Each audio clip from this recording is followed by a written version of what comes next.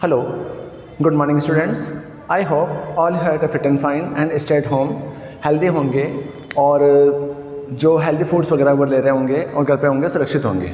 या students, previous classes के अंदर जो चैप्टर हमने पढ़ा था उस चैप्टर के अंदर हमने ऑपरेटर्स और ऑपरेटर्स के स्टेटमेंट्स, टाइप्स ऑफ ऑपरेटर और ऑपरेटर की जनरल डिस्क्रिप्शंस हमने देखे थे और जनरल कुछ एग्जांपल्स वगैरह हमने टैली किए थे कि फंक्शंस ऑपरेटर्स क्या होते हैं, कैसे उनका यूज़ होता है, किस तरह से हम ऑपरेटर को ऑपरेट कर सकते हैं। आज हम हमारा नया चैप्टर स्टार्ट करने वाले हैं, that is chapter number 4, one of the most important chapter of our programming language. Chapter का नेम है कंडीशनल एंड इटरेटिव स्टेटमेंट।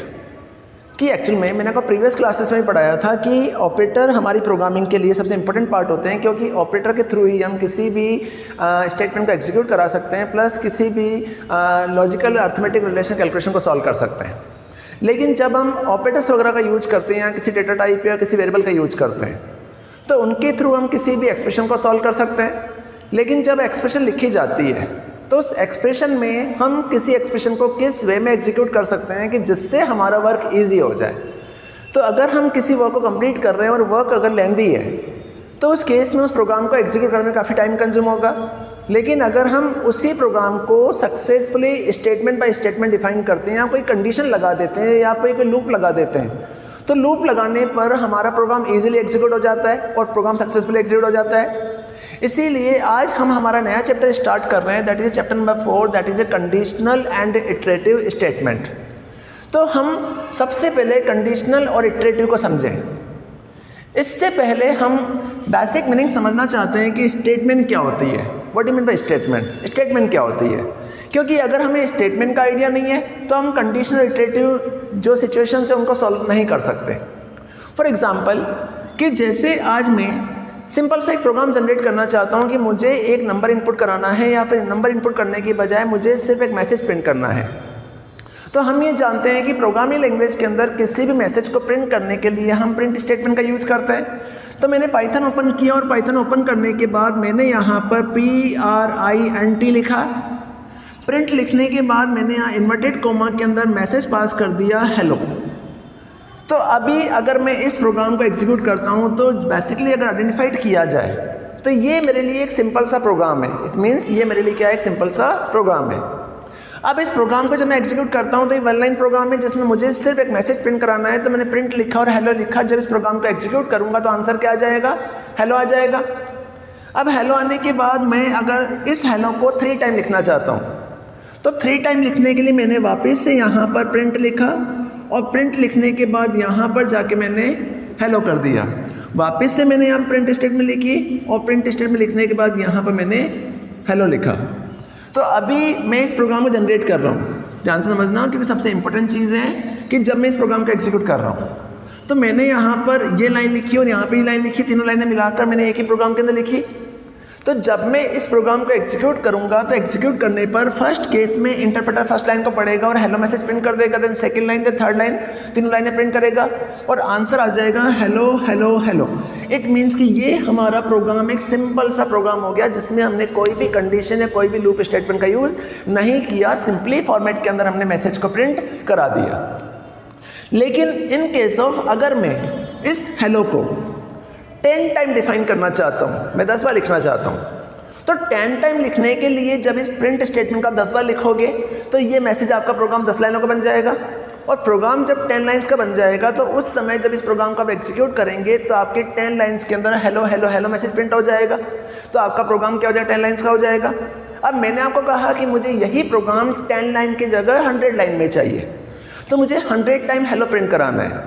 तो 100 टाइम हेलो प्रिंट कराने के लिए सेपरेट लाइन में हेलो प्रिंट कराने के लिए मुझे इस लाइन को 100 टाइम लिखना पड़ेगा, जिससे क्या होगा कि प्रोग्राम की कॉम्प्लेक्सिटी इंक्रीज हो जाएगी। कि जब हम किसी प्रोग्राम को बनाते हैं तो उस प्रोग्राम का सबसे इंपॉर्टेंट बेस ये चलता है कि प्रोग्राम जितना हो सके छोटा होना चाहिए, ईजी होना चाहिए, यूज़र फ्रेंडली होना चाहिए। अगर प्रोग्राम बड़ा है तो उस केस में प्रोग्राम को एग्जीक्यूट करने में काफ़ी टाइम कंज्यूम होगा। लेकिन अगर हम किसी प्रोग्राम को ईजी करना चाहते हैं, छोटा करना चाहते हैं, यूज़र फ्रेंडली बनाना चाहते हैं तो इस प्रोग्राम को सक्सेसफुली एग्जीक्यूट करने के लिए प्लस इस प्रोग्राम को सक्सेसफुली ऑपरेट करने के लिए हम उस प्रोग्राम के अंदर कुछ कंडीशंस लगाते हैं या कुछ स्टेटमेंट ऐसे लगाते हैं जिस स्टेटमेंट के थ्रू प्रोग्राम इजीली एग्जीक्यूट हो जाए। तो उसी स्टेटमेंट को हम कहते हैं कंडीशनल और इटरेटिव स्टेटमेंट। तो ये बेसिक फॉर्मेट होता है कि स्टेटमेंट में जब आप किसी प्रोग्राम को बनाते हैं तो प्रोग्राम अगर लेंदी है तो प्रोग्राम की कॉम्प्लेक्सिटी इंक्रीज होती है, तो उस कॉम्प्लेक्सिटी को कम करने के लिए, प्रोग्राम को सक्सेसफुली एग्जीक्यूट कराने के लिए जो स्टेटमेंट, जो कंडीशंस लगाई जाती है, उन कंडीशन को हम कहते हैं कंडीशनल इटरेटिव स्टेटमेंट। लेकिन जनरल फॉर्मेट के अंदर अगर आप कंडीशनल इटरेटिव स्टेटमेंट समझना चाहते हैं तो इस जनरल फॉर्मेट के अंदर कंडीशनल इटरेटिव स्टेटमेंट को समझने से पहले हमें ये पता होना चाहिए कि स्टेटमेंट क्या होती है। तो बेटा स्टेटमेंट का बेसिक मीनिंग ये होता है कि statement are the instruction given to the computer to perform any kind of action, but action be movement and be making decision और इट रिपीटिंग एक्शन। कि स्टेटमेंट का मतलब होता है कि स्टेटमेंट एक्चुअल में एक ऐसी इंस्ट्रक्शंस होती है जो किसी प्रोग्राम के अंदर एग्जीक्यूट करने के लिए किसी भी स्टेटमेंट को एग्जीक्यूट किया जाता है, या फिर स्टेटमेंट ऐसी इंस्ट्रक्शंस होती है जो कंप्यूटर को दी जाती है जिससे प्रोग्राम हमारा एग्जीक्यूट हो जाता है। कि जैसे आज मैंने एक प्रोग्राम जनरेट किया, मैंने यहाँ पर ए के अंदर 10 पास किया, बी के अंदर 20 पास किया। अब यहाँ मैंने ए और बी को बना के प्रोग्राम को एग्जीक्यूट कर दिया। तो अभी जब मैंने ये प्रोग्राम बनाया तो इस प्रोग्राम के अंदर ए में 10 पड़ा हुआ है, बी में 20 पड़ा हुआ है। जैसे इस प्रोग्राम को चलाएंगे तो आपने इसमें इनपुट तो दे दिया, लेकिन आउटपुट आपने कुछ भी नहीं लिखा। जब आउटपुट कुछ भी नहीं लिखा तो ये प्रोग्राम जब चलेगा तो रिजल्ट कुछ भी नहीं आएगा। तो इस रिजल्ट को एग्जीक्यूट करने के लिए आपको यहाँ पर प्रिंट स्टेटमेंट लिखना पड़ेगा, और प्रिंट के अंदर आपने ए लिखा, वापस आपने प्रिंट स्टेटमेंट लिखा, और प्रिंट के अंदर आपने बी लिखा। तो अभी आइडेंटिफाइड किया जाए तो ये जो प्रोग्राम है वो प्रोग्राम 4 लाइन्स का है, बट इस प्रोग्राम के अंदर a = 10, b = 20, print a print b। तो इसमें ये जो लाइन लिखी जा रही है, इस लाइन को बेसिकली हम क्या कहते हैं, स्टेटमेंट कहते हैं। क्योंकि इंटरप्रेटर जब प्रोग्राम को रीड करेगा तो इंटरप्रेटर के थ्रू प्रोग्राम को रीड करते समय सबसे पहले a को 10 मिलेगा तो ये 10 को रीड कर लेगा, वापस जब नीचे आएगा तो b को 20 मिलेगा तो ये 20 को रीड कर लेगा, उसके बाद प्रिंट को a लिखेगा, प्रिंट को b लिखेगा तो यहाँ पर a को प्रिंट करेगा, देन यहाँ पर b को प्रिंट करेगा।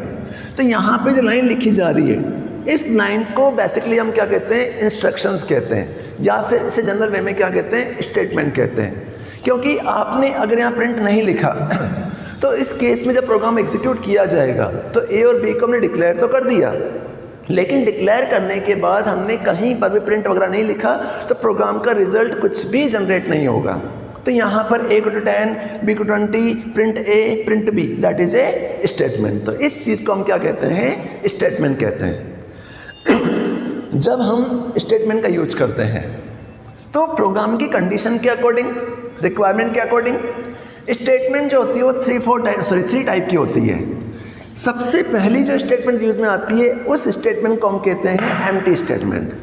तो एम्प्टी स्टेटमेंट का मतलब ये होता है कि the simplest statement of the empty statement which do nothing, कि ऐसी स्टेटमेंट जिसमें हम कुछ भी प्रिंट नहीं कराते हैं और एक स्टेटमेंट को स्किप करके किसी अदर स्टेटमेंट या फिर प्रोग्राम से बाहर निकल जाते हैं, तो उस स्टेटमेंट को हम कहते हैं एम्प्टी स्टेटमेंट, जिससे बेसिक फॉर्मेट में डू नथिंग स्टेटमेंट भी कहा जाता है।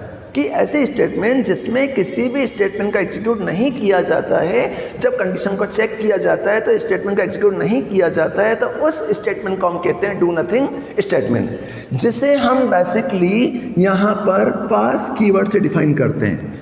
कि जैसे आज मैंने यहाँ पर a को 10 लिखा, b को 20 लिखा, अब ये दोनों लिखने के बाद मैंने इन दोनों लाइनों को लिखने की बजाय यहाँ पर पास लिख दिया। तो जैसे मैंने यहाँ पास लिखा तो पास लिखने के बाद इंटरप्रेटर इस लाइन को रीड नहीं करेगा और डायरेक्टली प्रोग्राम से बाहर निकल जाएगा। इट मीन्स कि आप ये चाहते हैं कि ए में 10 है, बी में 20 है, देन आप यहाँ पे पास करना चाहते हैं कि मुझे किसी भी स्टेटमेंट का एग्जीक्यूट नहीं करना है, तो उस स्टेटमेंट को हम कहते हैं pass statement, that is a do nothing statement, जिसमें किसी भी स्टेटमेंट का एग्जीक्यूट नहीं किया जाता है, तो उस स्टेटमेंट को हम कहते हैं डू नथिंग या पास स्टेटमेंट। पास स्टेटमेंट के बाद बेटा सेकंड स्टेटमेंट आती है, उस स्टेटमेंट को हम कहते हैं सिंपल स्टेटमेंट। सिंपल स्टेटमेंट का मतलब ये होता है कि ऐसी स्टेटमेंट जिसमें सीक्वेंशियल ऑर्डर में, सीक्वेंस में स्टेट बाय स्टेट स्टेटमेंट का एग्जीक्यूट किया जाता है, जिसमें कोई भी कंडीशन नहीं होती है कि एक स्टेटमेंट के साथ में दूसरी statement, then third, then fourth, then fifth चलेगा, तो उस स्टेटमेंट को हम कहते हैं सिंपल स्टेटमेंट। फॉर एग्जाम्पल, जैसे मैंने अभी यहाँ एक प्रोग्राम लिखा है, इस प्रोग्राम के अंदर मैंने यहाँ पे 4 लाइन्स लिखी है। अभी इन 4 लाइन्स के अंदर ये लाइन 1 हो गई, ये लाइन 2 हो गई, ये लाइन 3 हो गई, ये लाइन 4 हो गई। अभी आप ये ध्यान से देखेंगे तो इस वाले स्टेटमेंट के अंदर यहाँ पर कहीं पर भी इंडेंशन या स्पेस नहीं दिया हुआ है। तो यहाँ पर ये जो लाइन चल रही है a = 10, तो ये सिंगल लाइन है, तो a में क्या पड़ा हुआ है, 10 पड़ा हुआ है। जब इंटरप्रेटर नीचे आएगा तो b = 20 पास किया, then print a print b किया। तो यहाँ पर ये जो स्टेटमेंट है वो सिंगल स्टेटमेंट है, वन लाइन स्टेटमेंट है। यहाँ पर जाएगा तो ये सेकंड लाइन स्टेटमेंट है, यहाँ पर ये थर्ड लाइन स्टेटमेंट है और ये फोर्थ लाइन स्टेटमेंट है।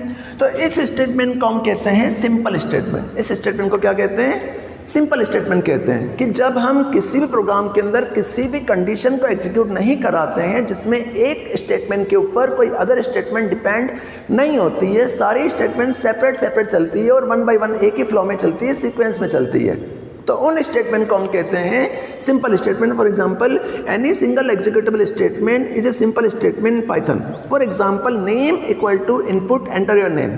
तो जैसे हमने प्रिंट लिखा तो यहाँ पर प्रिंट एक सिंगल लाइन स्टेटमेंट है। अब ये स्टेटमेंट इसके साथ काम कर रही है, तो ये वन लाइन में लिखा हुआ है, टू लाइन में लिखा हुआ है। तो जब ये चलेगा उसके बाद ये चलेगा, देन उसके बाद नेक्स्ट स्टेटमेंट चलेगी। तो इस स्टेटमेंट को हम कहते हैं सिंपल स्टेटमेंट, जिसमें कोई भी एक स्टेटमेंट किसी अदर स्टेटमेंट के ऊपर डिपेंड नहीं करती है। तो उस स्टेटमेंट को हम कहते हैं सिंपल स्टेटमेंट, जिसका हम आगे यूज करेंगे। सिंपल स्टेटमेंट के बाद third statement important statement use में आती है, उस स्टेटमेंट को हम कहते हैं कंपाउंड स्टेटमेंट। तो कंपाउंड स्टेटमेंट का मतलब होता है group of statement. Compound statement का मतलब होता है compound statement represent a group of statement execute as a unit. The compound statement of Python are written in the specific pattern, compound header and compound body. Compound statement का मतलब होता है कि जब हम एक स्टेटमेंट के ऊपर किसी अदर स्टेटमेंट को डिपेंड करते हैं कि जब पहली स्टेटमेंट चलेगी तो दूसरी स्टेटमेंट चलेगी, अगर पहली ही नहीं चलेगी तो दूसरी भी नहीं चलेगी। तो उस स्टेटमेंट को हम कहते हैं कंपाउंड स्टेटमेंट। फॉर एग्जाम्पल, कि जैसे मैंने यहाँ पर एक स्टेटमेंट लिखी, यहाँ स्टेटमेंट लिखने के बाद मैंने इस स्टेटमेंट के बाद यहाँ पर इनर स्टेटमेंट लिख दी, यहाँ पर दूसरी स्टेटमेंट लिखी, यहाँ पर क्या लिखा, इनर स्टेटमेंट लिखा। तो इस तरह के स्टेटमेंट में यहाँ पर क्या लिखा जा रहा है, कॉलन लगाया जा रहा है। तो इस स्टेटमेंट को हम कहते हैं कंपाउंड स्टेटमेंट। तो बेटा, कंपाउंड स्टेटमेंट का बेसिक मीनिंग अगर समझा जाए तो कंपाउंड स्टेटमेंट का मतलब होता है कि ऐसी स्टेटमेंट जिसमें दो स्टेटमेंट होती है, जिनमें पहले स्टेटमेंट को हम हेडर स्टेटमेंट कहते हैं और उस हेडर के बिहाफ पर जो दूसरी स्टेटमेंट चलती है उस स्टेटमेंट को हम फूटर या फिर इनर स्टेटमेंट कहते हैं, जिससे हम फूटर या इनर स्टेटमेंट कहते हैं। तो यहाँ पर डिपेंडेंसी ये है कि ये स्टेटमेंट जब चलेगी तो इसके बाद ये वाली स्टेटमेंट चलेगी, अगर ये नहीं चलेगी तो ये भी नहीं चलेगी। अगर आप ध्यान से देखेंगे तो इस सिंपल स्टेटमेंट के अंदर सारी लाइनें एक ही फ्लो में चल रही है, जिसमें एक ही वे चल रहा है, जिनका कोई भी स्टार्टिंग और एंडिंग पॉइंट नहीं है, सारी स्टेटमेंट एक ही लाइन में चल रही है। तो इस स्टेटमेंट को हम कहते हैं सिंपल स्टेटमेंट। लेकिन इसी सिंपल स्टेटमेंट के बाद नेक्स्ट स्टेटमेंट आती है, उसे कहते हैं कंपाउंड स्टेटमेंट। तो कंपाउंड स्टेटमेंट एक ऐसी स्टेटमेंट होती है जिसमें एक स्टेटमेंट के अंदर किसी अदर स्टेटमेंट को चेक किया जाता है, कि जैसे अभी हम जो कंडीशनल स्टेटमेंट पढ़ेंगे उसमें हमें इन चीज़ों का यूज करना होगा। दूसरी इंपॉर्टेंट चीज़ ये है कि जब आप कंपाउंड स्टेटमेंट बनाते हैं तो कंपाउंड स्टेटमेंट के एंड में हमेशा कॉलन लगाया जाएगा। अगर आप कॉलन अप्लाई नहीं करोगे तो वो स्टेटमेंट एग्जीक्यूट नहीं होगी। तो उस स्टेटमेंट को हम कहते हैं कंपाउंड स्टेटमेंट। तो बेसिकली स्टेटमेंट एक्चुअल में एक ऐसी इंस्ट्रक्शंस होती है, सिचुएशंस होती है जो किसी प्रोग्राम को वे प्रोवाइड करती है जिससे प्रोग्राम हमारा सक्सेसफुली एग्जीक्यूट हो जाता है। तो उसे हम कहते हैं सिंपल स्टेटमेंट। और इसी स्टेटमेंट में तीन तरह की स्टेटमेंट होती है, जिनमें पास स्टेटमेंट या जिसे हम एम्प्टी स्टेटमेंट कहते हैं, जिसमें कोई भी स्टेटमेंट एग्जीक्यूट नहीं होगी। दूसरी होती है सिंपल स्टेटमेंट और तीसरी होती है कंपाउंड स्टेटमेंट। तो दैट इज ए स्टेटमेंट। इन्हीं स्टेटमेंट के बाद नेक्स्ट टॉपिक आता है statement flow control. Statement flow control या फिर जैसे कंट्रोल फ्लो स्टेटमेंट भी कहते हैं। तो स्टेटमेंट फ्लो कंट्रोल का मतलब ये होता है कि जब कोई स्टेटमेंट चलाई जाती है तो उस स्टेटमेंट को किस किस तरह से एग्जीक्यूट किया जा सकता है, कि आखिर हमने कोई स्टेटमेंट लिखी है तो स्टेटमेंट चलेंगी कैसे, उन्हें किस तरह से एग्जीक्यूट किया जाएगा या क्या वे होता है। तो उस स्टेटमेंट को हम कहते हैं स्टेटमेंट फ्लो कंट्रोल। कैसे काम करती है उस चीज़ को देखते हैं।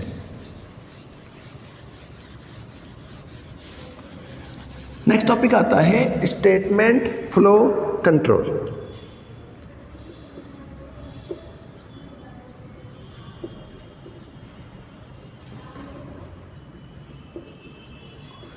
स्टेटमेंट फ्लो कंट्रोल के अंदर 3 तरह की स्टेटमेंट्स होती है, जिनमें सबसे फ्लो होता है सीक्वेंस, सेकंड होता है सिलेक्शन और थर्ड होता है, उसे कहते हैं इटरेशन। इन तीनों को समझने के लिए मैं एक डायग्राम बना रहा हूँ। फर्स्ट वाले के लिए डायग्राम है मेरा यहाँ पर स्टेटमेंट 1, देन इसी के बाद नेक्स्ट चल रहा है स्टेटमेंट 2, इसी के बाद थर्ड चल रहा है स्टेटमेंट 3, देन सॉन। इसी के बाद बेटा सेकेंड स्टेटमेंट लिख रहा हूं मैं, that is A conditional statement. तो कंडीशनल स्टेटमेंट को एग्जीक्यूट करने के लिए यहां लिखा मैंने कंडीशन, कंडीशन के बाद ब्रैकेट लगाया, ब्रैकेट लगाने के बाद यहां मैंने लिखा स्टेटमेंट 1, इसके बाद यहां लिखा स्टेटमेंट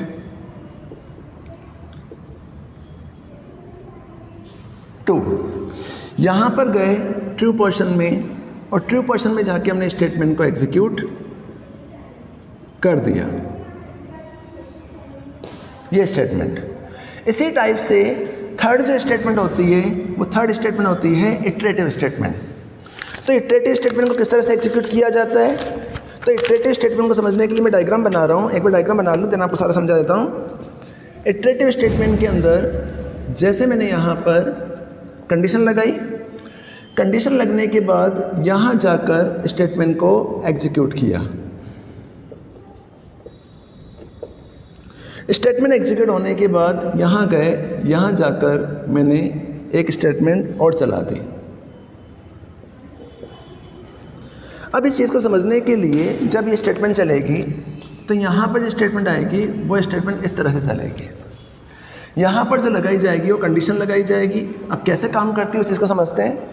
तो फर्स्ट ऑफ ऑल केस में जब कंडीशन को चेक किया जा रहा है तो कंडीशन चेक होने के बाद यहाँ जो पोर्शन चलेगा वो ट्रू पोर्शन चलेगा, यहाँ पर फॉल्स पोर्शन चलेगा, यहाँ पर फॉल्स पोर्शन चलेगा और यहाँ पर ट्रू ब्लॉक चलेगा। तो इस चीज़ को हम कहते हैं सूडो कोड। तो सूडो कोड का मतलब ये है कि अभी मैंने आपको समझाया था कि स्टेटमेंट का मतलब क्या होता है। तो स्टेटमेंट एक्चुअल में हर प्रोग्रामिंग लैंग्वेज की एक इंस्ट्रक्शंस होती है जिससे किसी प्रोग्राम को एग्जीक्यूट किया जाता है।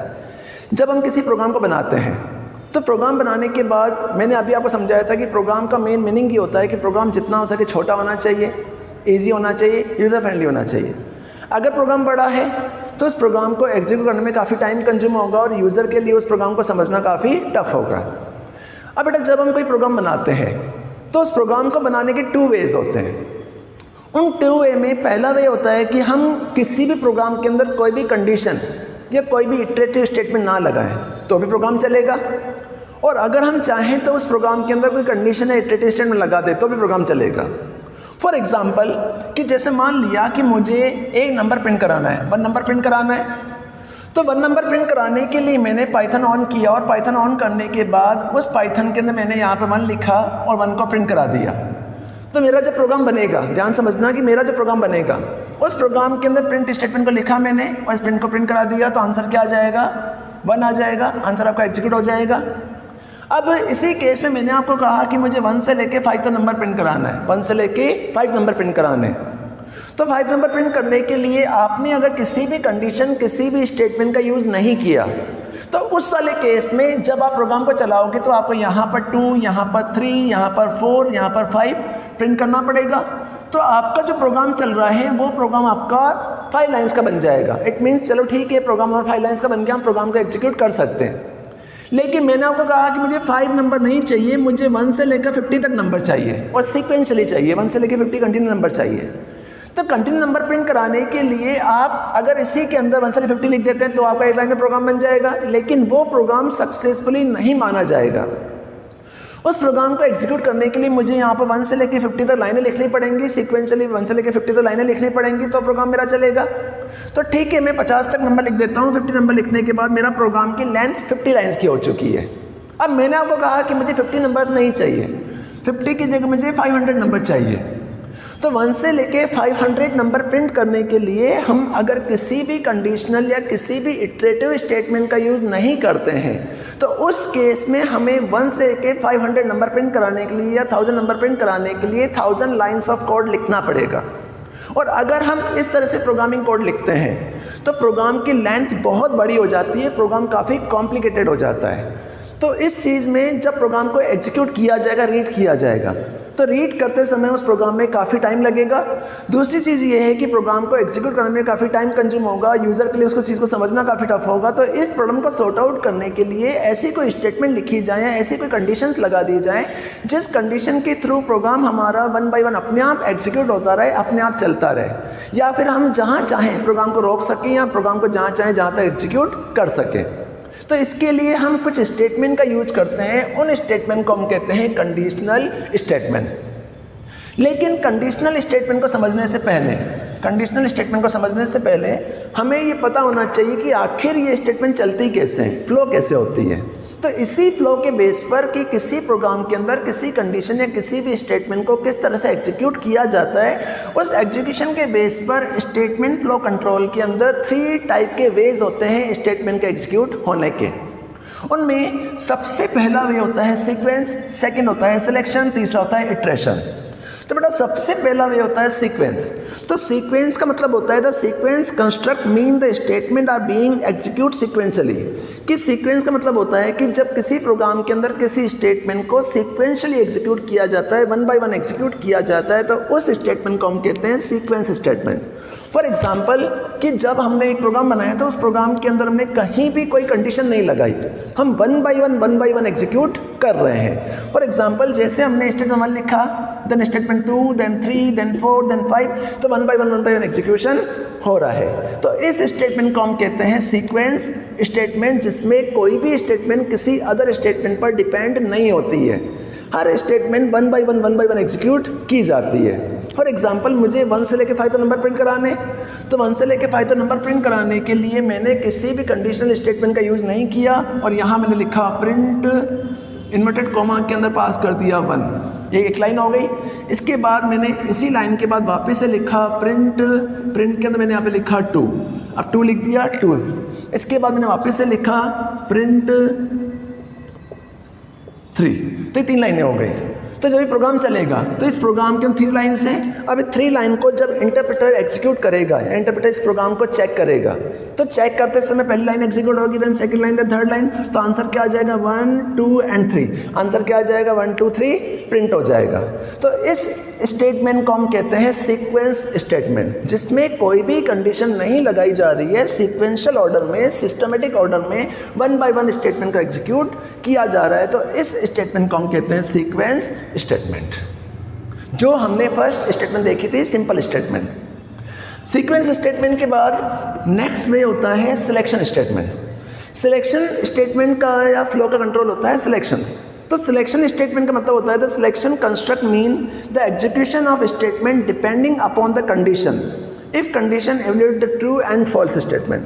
कि सिलेक्शन स्टेटमेंट का मतलब होता है कि ऐसी स्टेटमेंट जिसके अंदर हम किसी भी स्टेटमेंट को कंटिन्यूसली एग्जीक्यूट ना करके कंडीशन के बेस पर स्टेटमेंट को चेक करते हैं कि अगर वो ट्रू मिलेगी तो चलेगी, फॉल्स मिलेगी तो बाहर निकल जाएगी। तो उस स्टेटमेंट को हम कहते हैं सिलेक्शन स्टेटमेंट। फॉर एग्जाम्पल जैसे मैंने यहाँ पर एक सूडो कोड या एक फ्लो डायग्राम बनाया, इस फ्लो डायग्राम के अंदर सबसे पहले मैंने यहाँ पर कंडीशन को चेक किया। कंडीशन चेक होने के बाद जब स्टेटमेंट को चेक किया तो कंडीशन लगाई, कंडीशन को चेक किया, कंडीशन अगर ट्रू मिलेगी तो ये स्टेटमेंट को एग्जीक्यूट कर देगा, अगर फॉल्स मिलेगी तो ये फॉल्स स्टेटमेंट को एग्जीक्यूट कर देगा। तो ऐसी स्टेटमेंट जो कंडीशन के बेस पर काम करती है, ऐसी स्टेटमेंट जो कंडीशन के बेस पर काम करती है, तो उस स्टेटमेंट को हम कहते हैं सिलेक्शन स्टेटमेंट। की आपको ध्यान होगा हमने जब ऑपरेटर्स पढ़े थे तो मैं ऑपरेटर के अंदर मैंने अर्थमेटिक ऑपरेटर के बाद रिलेशनल ऑपरेटर पढ़ाया था, लॉजिकल ऑपरेटर पढ़ाया था। तो रिलेशनल और लॉजिकल ऑपरेटर जो होते हैं वो कंडीशनल ऑपरेटर होते हैं जो कंडीशन के बेस पर एग्जीक्यूट होते हैं, जिनका रिजल्ट हमेशा ट्रू आता है या फिर फॉल्स आता है, जिसे हम अभी टैली करेंगे। जो स्टेटमेंट में पढ़ेंगे वो मैं जो टॉपिक समझाने वाला हूँ उसमें आपको समझ में आएगा।